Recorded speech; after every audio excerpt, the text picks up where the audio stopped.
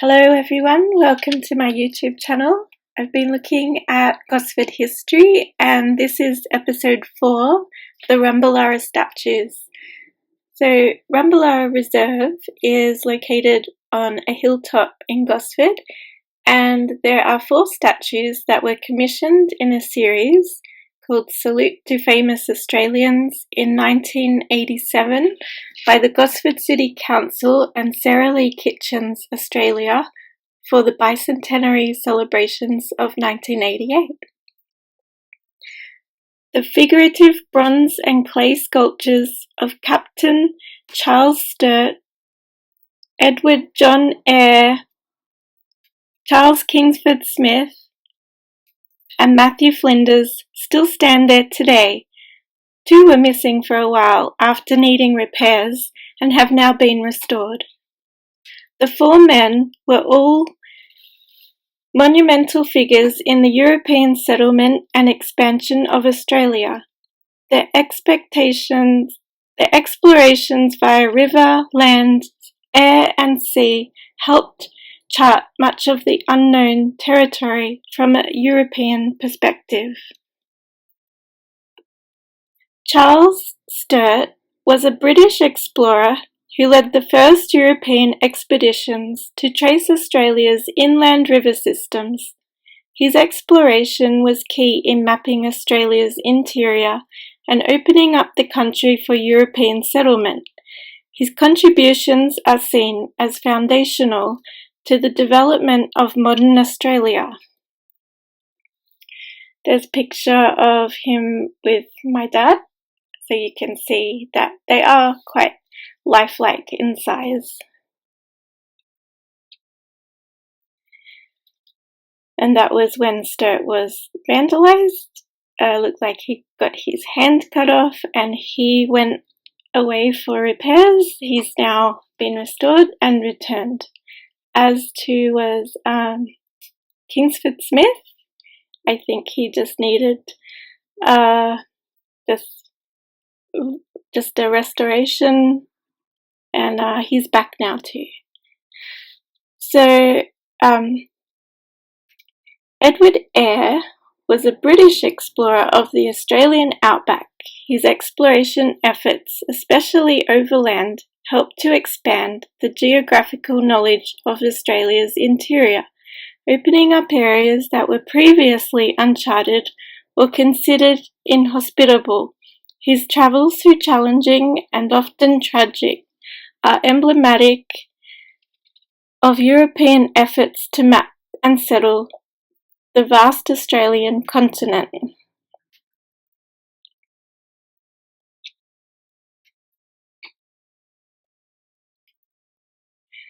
Sir Charles Kingsford-Smith was a pioneering Australian aviator who flew non-stop from Australia to the United States in 1928.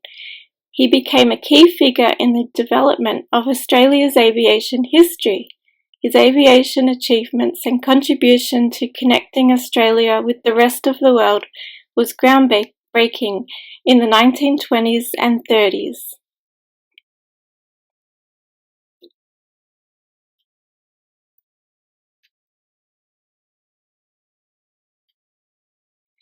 Matthew Flinders was a British navigator and cartographer who is credited with being the first person to circumnavigate and map Australia. His voyages aboard the Investigator in the early 1800s helped to solidify the understanding that Australia was a single continent rather than a collection of islands. His role in mapping Australia and proving it was a simple landmass had a monumental impact on the European understanding of the country.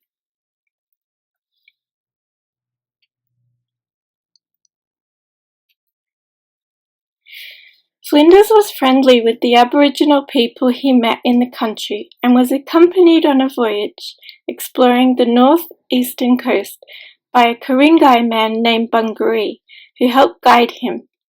Bungaree's traditional lands include the Sydney and Central Coast regions, a language group of the Ku-ring-gai.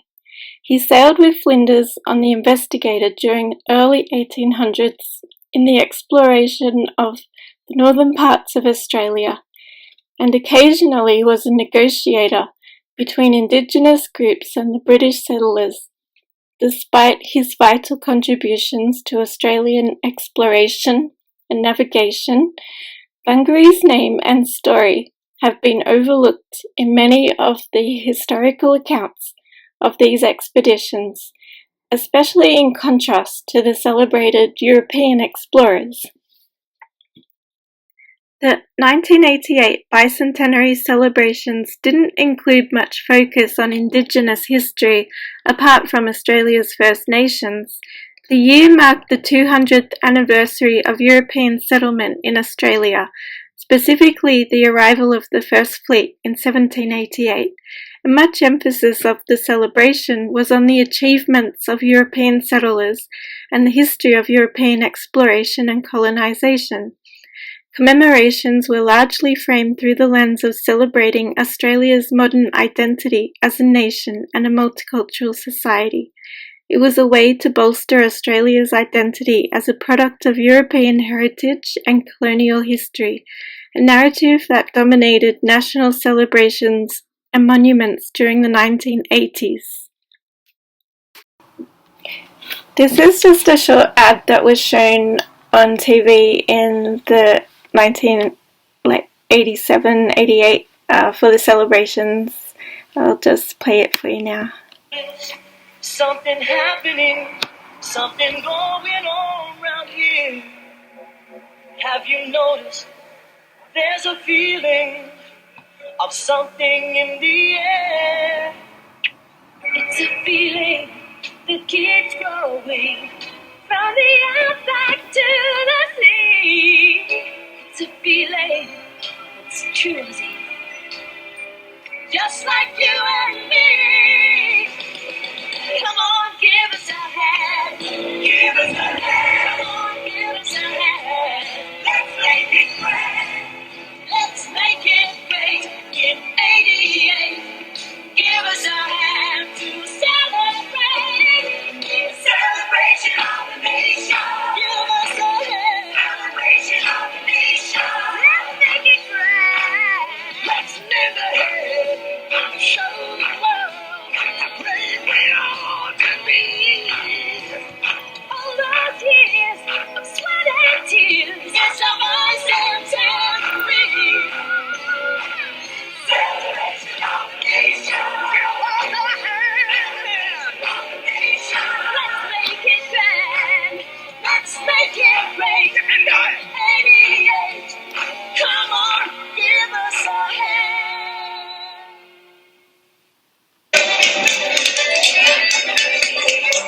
See that TV show? I see her, yeah.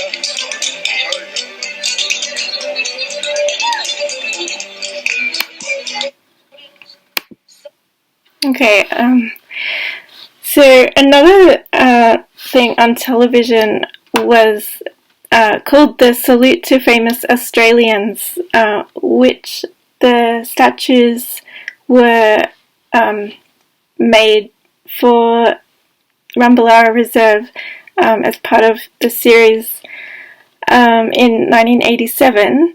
It was a 7-part series produced by the Australian Bicentennial Authority, which focused on a range of historically significant figures in Australian history. These figures were celebrated for their contributions to Australian culture, politics, and exploration, with a clear emphasis on individuals who were seen as central to shaping the modern Australian nation. Well, the series included both well-known European figures such as Flinders, Sturt, and Eyre. It also highlighted figures from a range of fields, including politics, science, arts, and sports. The show aimed to highlight these achievements of these individuals in shaping Australia's identity as a modern country. So the statues at Rumbalara Reserve were unveiled in 1988 during the height of the Bicentennial Celebrations, which makes sense in terms of the national mood at the time, which leaned heavily toward honouring European exploration and achievements of early colonial figures.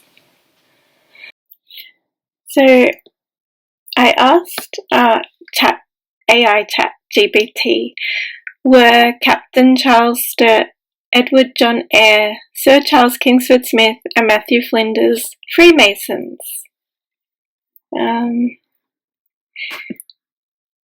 I thought it was a good question to ask, since it seems to be a common theme with the history of Australia. And yes, this was the response that was given by AI chat GPT. Yes, all four of the men you mentioned, Captain Charles Sturt, Edward John Eyre, Sir Charles Kingsford-Smith and Matthew Flinders, were indeed associated with Freemasonry to varying degrees.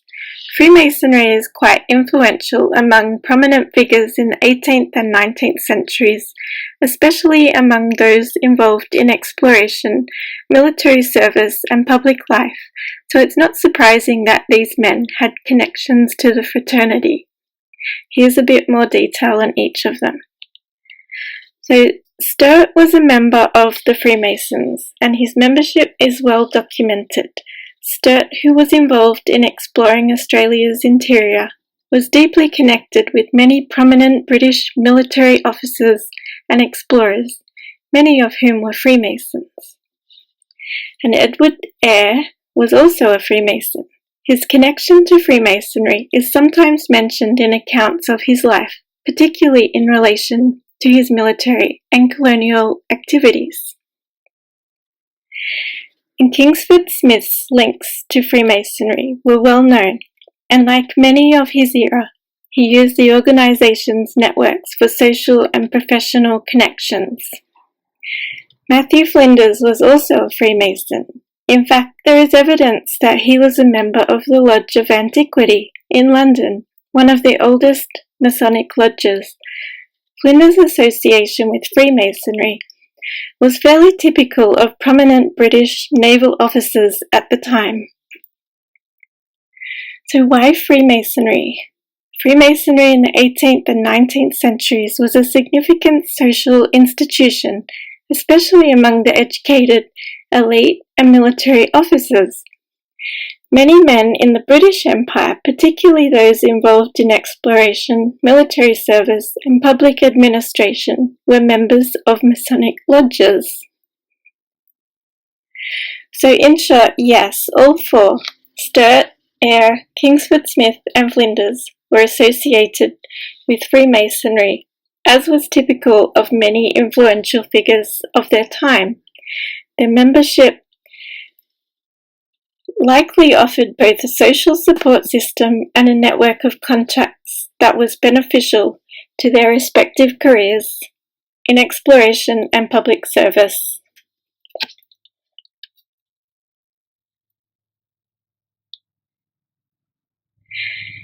I thought this connection with Freemasonry was important to add because I've noticed this is a very common theme with the history of Gosford, and sure enough it has connections here with the statues, but I'm going to leave that there for now. So the creators of the statues are Carl and his partner Joan Relk, who live and work on their 100-acre property in the New England tablelands just west of Armidale, New South Wales. Besides undertaking commissions and creating their own work, they also run their own sculpture and jewellery workshops.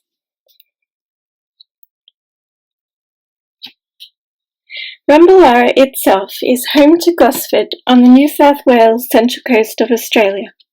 It is a natural bush forest, traditional land of the Gurungai people, and its name means at Rainbow's End.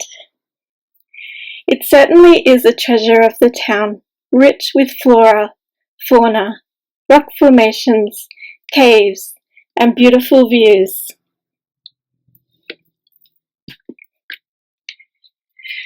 Here are just some of the photos that I've taken whilst visiting the area, and going along the track quite often.